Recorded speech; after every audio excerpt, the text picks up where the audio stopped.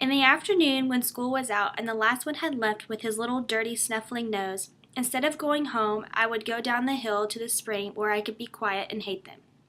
It would be quiet there then, with the water bubbling up and away, and the sun slanting quiet in the trees, and the quiet smelling of damp and rotting leaves and new earth, especially in the early spring, for it was worst then.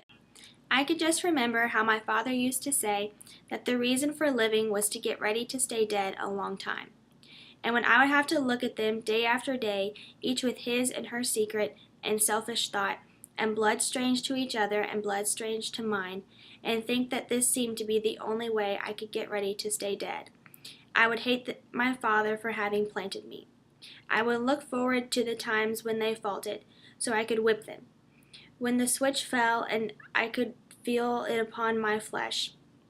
When it welted and ridged, it was my blood that ran, and I would think with each blow of the switch, now you are aware of me. Now I am something in your secret and selfish life, who have marked your blood with my own for ever and ever. And so I took Anne's. I saw him pass the schoolhouse 3 or 4 times before I learned that he was driving 4 miles out of his way to do it. I noticed then how he was beginning to hump, a tall man and young, so that he looked like a tall bird hunched in the cold weather on the wagon seat. He would pass the schoolhouse, the wagon creaking slow, his head turning slow to watch the door of the schoolhouse as the wagon passed, until he went on around the curve and out of sight. One day I went to the door and stood there when he passed. When he saw me, he looked quickly away and did not look back again. In the early spring it was worst.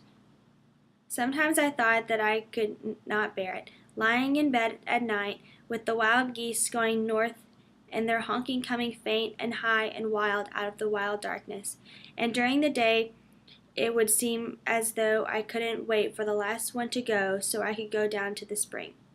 And so when I looked up that day and saw Anne standing there in his Sunday clothes, turning his hat around and around in his hand, I said, "If you've got any woman folks, why in the world don't they make you get your hair cut?"